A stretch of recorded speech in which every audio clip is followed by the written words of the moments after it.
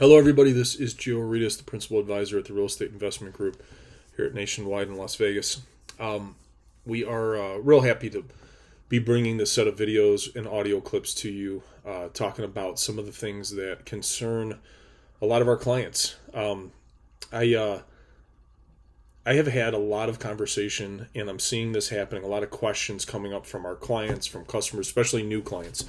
I seem to be getting a lot of referral business right now from people who have had really bad experiences using either a real estate agent or a realtor or somebody that's representing their interests in the real estate space. And it's amazing how many people I hear that are having bad experiences. I mean, it doesn't really surprise me because the barrier to entry for becoming a licensed real estate agent is extremely, extremely low. Anybody who knows me knows that I definitely campaign for stricter and a higher bar to set, to a higher barrier to enter our business, because there's just too many people that can go online, take a class, and all of a sudden, be quote unquote qualified to handle these heavy financial transactions. But I think it's that reason that there are so many people that have poor experiences with agents or with real estate professionals in general, because just so many don't really understand business. They don't have the right education. They certainly don't have the right experience. So it ends up becoming this snowball effect. But regardless of the causes of it, it's still something that's out there. It's something that the clients and that everyday people, investors, people that are buying, their dream house, moving up, moving down, people that are looking for, all sorts, to use real estate as a business, as cash flow, making money. It's just, it affects all of these different areas. And so I was asked by a few of our clients if I could do a short piece on some of the challenges from an agent's perspective, some of the challenges of working with agents. And it's funny that I got asked to do this because I have a very fresh example, and I'll tell you a story and I'll leave names out. The main issue that I see with most real estate professionals, and not all, I mean, there's certainly some really good ones out there, but most that I meet and that I encounter on the other side of deals, I think that most just simply don't have enough experience in business, and certainly enough experience with real estate firsthand. It's always a difficult thing when you're hiring somebody that is working for you to help you to facilitate, a transaction. But the problem is most of the agents I find are living paycheck to paycheck, or they're doing this part-time. They're doing, the real estate on the side of something else, or they got their license because they told their friends or their family, hey, I'll save you some money, I'll do it for less. But what ends up happening is this is a major financial transaction. I mean, I don't know any real estate transactions that aren't with significant dollar amounts attached to them. I mean, even the lowest of low, of transactions, especially where we are right now, you're still spending $150,000 all the way up to millions and millions of dollars.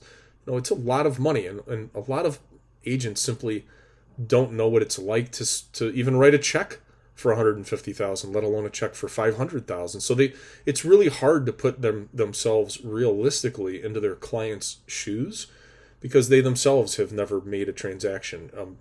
They may have never even paid cash for a property, or never even had, a big check that they've ever written. These are all things that I tell my clients. Ask your person that you're working for, what's the biggest check they've ever written? Have they got the same kind of experience that, you're expecting out of them? And that's some of the things that I was asked to talk about. I recently had some clients that came to me, actually back-to-back clients were referred to me because they had poor experiences, and they cited everything from the agents have these big egos. They've heard how agents can ruin deals. In fact, the last two clients that I got referred to me this week, that exactly happened to them. Is our agent ruined the deal, or the other agent ruined the deal. I had a deal. It's Tuesday, and I had a deal on Sunday that fell through because the other agent let his ego get in the way. And it's a big problem.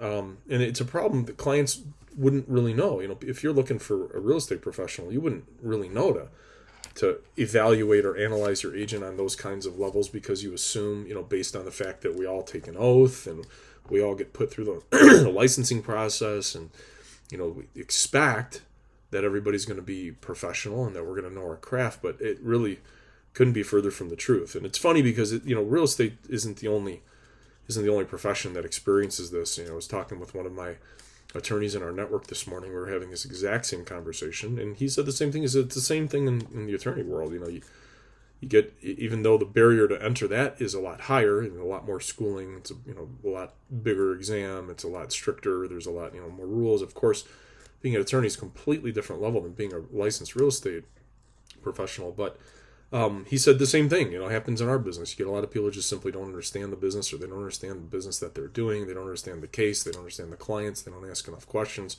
They don't have enough experience, and it's all over the place. And that's one of the challenges of free market enterprise, is that you do have so many different choices, and it really, the onus is really on you as the client to figure out who's the best person. And the problem is that a lot of people associate the competency with a price. And the other problem on the flip side of that is most agents don't know how to properly price themselves, because they have these big egos, a lot of them. And so they feel like they're worth a lot more than what they are. But in the end, sometimes having that inexperience inside of a deal can really ruin it. I'll talk about ego. We had a deal that just went through just fell through on Sunday, and our clients came in. The valuation of the property that they were looking for was already way over what it should have been. The list price itself was, in my opinion, and after my evaluation, I told my clients, I said, this is way overpriced and you should pass. You should go on to something else. And they said, no, we like the location, and they had a personal reason for being in this particular area, and they wanted to pursue it. And I said, okay, based on the environment we're in right now, I'm sure that we may encounter multiple offers, and we may have to be paying even more for the property than this, and I still think that this isn't what it's worth. The property was $500,000. That was listed at $500,000. After I ran my numbers on it, it was worth more like $485,000. But because we have a thin market, not a lot of inventory, and there's a lot of people in the market buying, we're in this weird kind of flux where sellers are getting prices that are way, way higher than really what their proper valuation is, even a proper valuation in a rising market. But nonetheless, my clients liked the property. They wanted to offer. They offered $30,000 more than asking. They waived the appraisal contingency, and they wanted to close quickly. I mean, as an agent representing a seller, if I was representing the seller in this, I would say that that's one of the best kind of deals you could have. All cash, quick close, no appraisal contingency, paying $30,000 over what you're asking, and the appraisal will never come in even close to that, if there was one. If I was the client, if my client was a seller, I'd be saying, hey, we hit a home run here. Let's try to make this deal work. Let's be nice to these people. Let's try. They're obviously nice to us. They're giving us a great offer. But instead, the selling agent decided to come back and play some games with my buyers. As an agent, as a licensed real estate professional, you're not making the decisions. Agents have these huge egos. They think they conduct the deal. Agents don't conduct the deal. That's not our job.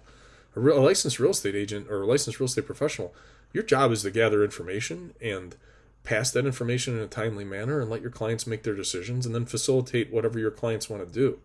I think that fundamental explanation that I just gave just now is something that most agents just simply don't get. They think that, I've got a real estate license, so I'm able to, conduct the deal. I'm this great negotiator.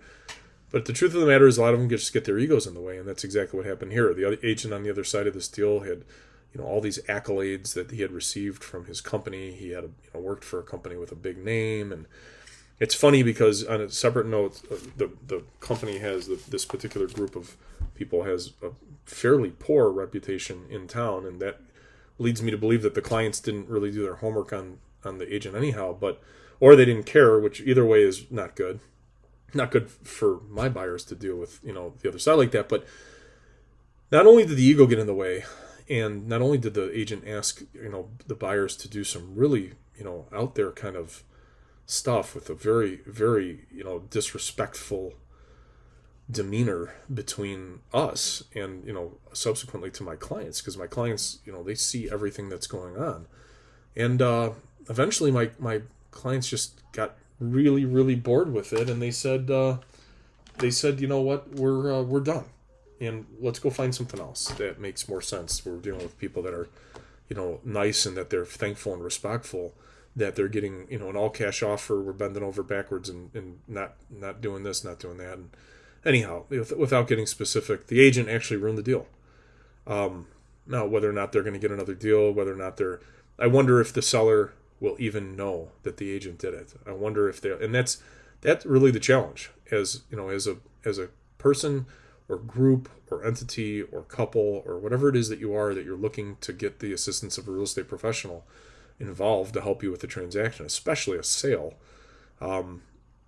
It's really important that you do your homework on the agents that you're interviewing, and price isn't necessarily indicative of the service or of the person or of the result. A lot of the agents too, they get these big, I got 30,000 above ask price. You didn't get that. You didn't do any of that. The person on the other side of the deal, the buyer that came with the money, is the one that made that decision. That had nothing to do with you. You can't go back to your clients and be like, look what a great job I did. I got you this. I got you. You didn't get anything. And neither did I.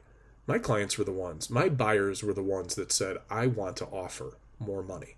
And they're the ones that are bringing the money. And I think that that's a really key point here for anybody. And I hope this answers the question for the people that asked me and wanted me to put this out there for them. I think that's a key element when you're interviewing your agent. Do they understand what's really going on here? What do they think their role is in this whole thing? And what's their style for talking to other people? It's if you come off harsh and a brush, or you come off pompous or arrogant, or you feel like you got all of this value and everybody else in the deal is just minuscule. I just don't know necessarily that is representing your client's best interests while you're accepting offers. And I think that could become problematic in a lot of different ways, especially when you're berating the other people, or in this particular case, this agent decided to say some very unsavory things. You did them an email. I mean, just one problem after another. And I just wonder if the sellers even know. I wonder if they are even aware that their agent is out there representing them this way. I hope that answers the question. I mean, there's a lot of things that come into play that I'm going to add on here. If anybody wants to stop the audio here, I think I've said enough. But if you want to hear more, I'm going to go on for a little bit more and just give a couple more examples. But I think that the things that could be done to improve this is raise the barrier to enter. And I call upon the regulatory bodies, the real estate division in Nevada, to really crack down on some of this stuff and force more competent, more professional people to be in the business. But I think eventually that's going to get wiped out. You're already seeing it. The majority of middle of the market property prices. So if you're at the mean or the median, and I know this is getting techie and nerdy, but anybody who's followed me knows that this is what I've said in other videos and other presentations. But if your property's in the middle of the market, and you have under Fannie or Freddie loan limit kind of a property price range, really you're better off going with one of the iBuyers. Go online, get yourself an offer. It's going to be less hassle. You're not going to have to worry about this kind of stuff. If you have a property that's $500,000 or over, and it requires some personal attention, it requires some vetting of the people that are coming, to the house to view it. If you're too busy to be doing that kind of research on your own, then certainly you do want to involve an agent that knows what they're doing. The reason for a lot of this, like I said, is a lot of these agents are doing this part-time. They'll tell you whatever they tell you, but the truth is ask a few questions and learn what their experience level is, and you'll find that a lot of them are inexperienced, they have poor attitude, they're immature, they're egotistical, they don't really understand why they're there, they don't know or understand the role of the agent, they think they're there to lead things. You're not there to lead things, you're there to facilitate things, and you're there to provide information. But I think the motivational factor is really a big one. Because there's so many people doing this part-time, there's a lot of people that are doing this that are living paycheck to paycheck and don't have a sustainable business. So their advice to their clients, their information that they will provide to their clients might all be skewed, and not necessarily intentionally so, but may be skewed towards trying to get the buyer or the seller to make or accept an offer that may not have been well thought out. And this is evidenced, time and time again, especially to me recently with the people that have been coming to me. saying that this is exactly what it is. I had the other client this week that we just closed on their property. They thanked me profusely. They're so thankful. They said, we had a family member represent they were moving here from another city. They said, we had a family member, I think it was a brother-in-law, or even a brother. I can't remember what the relationship was, but it was a family member that represented them on the sale and treated them so badly that they no longer even talk. How is that even? Why? How is that even an option? Stuff like this, I hear it all the time. It's amazing being, out there and in this business, the things that you hear from people that are telling you the truth about their experiences in real estate. And it doesn't surprise me that real estate agents, real estate professionals in general, just get a bad rap. For the most part, agents do it to themselves. And it's because of their lack of education, certainly their lack of experience. A lot don't even have college degrees. Not that that makes a difference, but it does certainly say that you have a certain education level to be able to understand, these more complex situations that you find yourself in, when you're representing somebody. Find out, here's some other questions, are they nice? Do you get along with them? Are they well respected in the business? Look them up. Look at their, not just their sales. And, sales, there's a lot of real jerk people out there that are just jerks. They're jerks in transactions. They have terrible reputations in town. Ask the brokers, not their broker. Ask other brokers. Say, hey, have you ever heard of this person? Do you know them? And we're in a really small industry here, especially in Las Vegas. So lots of times people will know each other, and reputation's huge out here. And it really only takes a couple different people to ask, hey, have you ever heard of this person? And you'll get some responses pretty quick. You'll hear a lot of brokers, because agents bounce around from brokerages to brokerages on average once every 4 years. And so a lot of times brokers have even employed the person. Oh yeah, that person used to work for us, and they were like this or they were like that. And doing your homework on this, it's a super important, in my opinion, super important financial decision. I don't care how large or small the transaction is in volume or price, it's still a lot of money. And I think you owe it to yourselves as clients, as owners of property, or as buyers of property. I think you owe it to yourself to do your due diligence on the people that you're interviewing. Don't just go with somebody because they're a family or a friend. Don't just go with somebody because, you Google them online and they've got this accolade or that accolade. I mean, a lot of times these accolades come from their own brokers. I'm 40 under 40.